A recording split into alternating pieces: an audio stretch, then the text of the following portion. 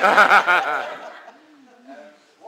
Richard described actually as is part of a much bigger network that's not so visible.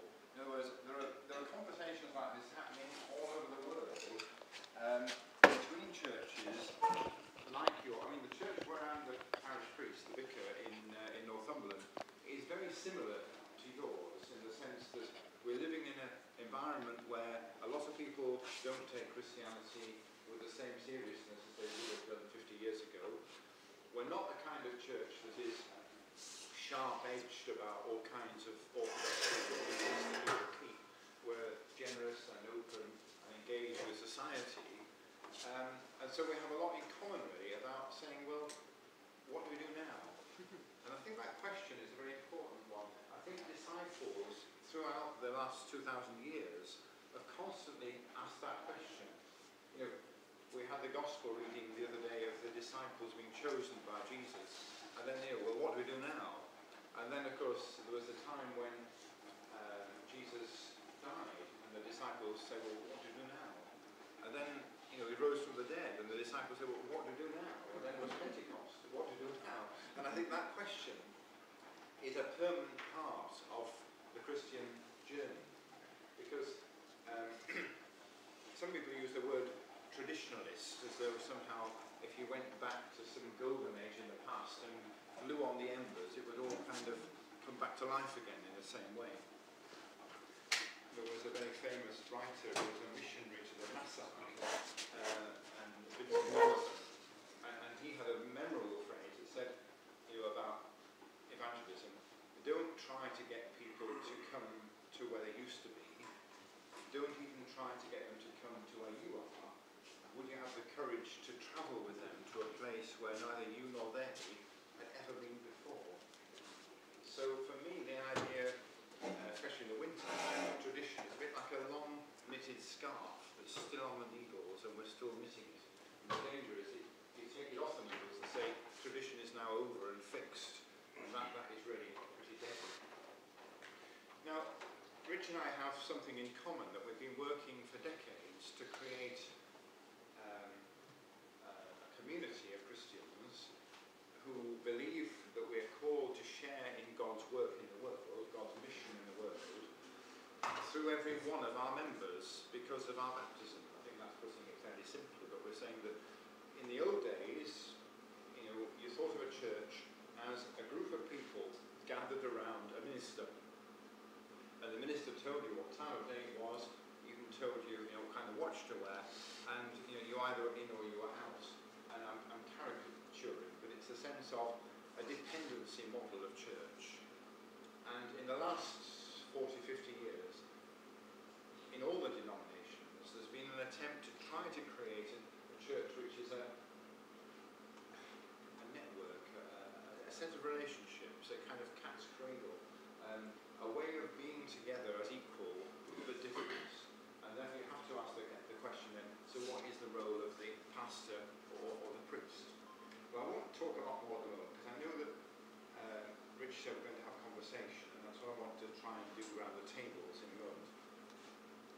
Because I've been a parish priest now for 40 years in different places, and if you're changing the way you see things, a deep structural change, a paradigm change, it takes a very long time before people are convinced. And you have to keep on going back and saying, this is what we're on about, does it make sense? How can we now move forward? What do we do now? I often act as a consultant to other clergy, and the other week somebody came to me in great distress because they'd gone into a new parish and assumed that everybody had this idea in their head that, being church is a collaborative, corporate, equal venture. Because the idea they had in their head was that they were employing a vicar to work for them. There's a lovely story about, I gather not many of you have been to Britain for long, except to go to Southampton or go to Heathrow or whatever, but in Cornwall, years ago, there was a very rocky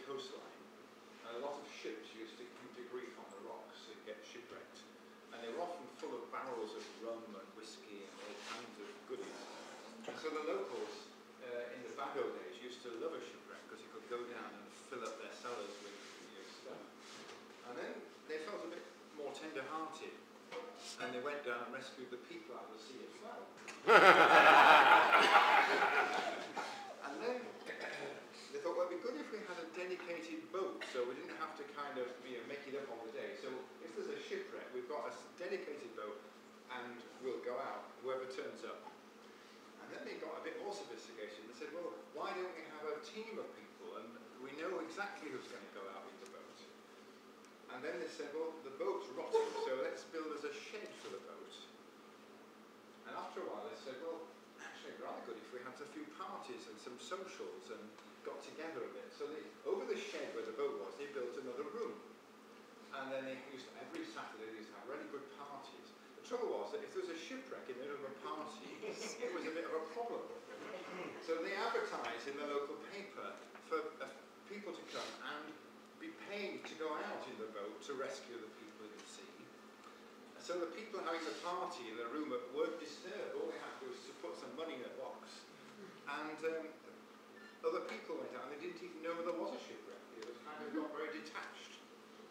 Well, you might be able to make a connection between that story and the church, because that we often thought of paying the pastor to do the work.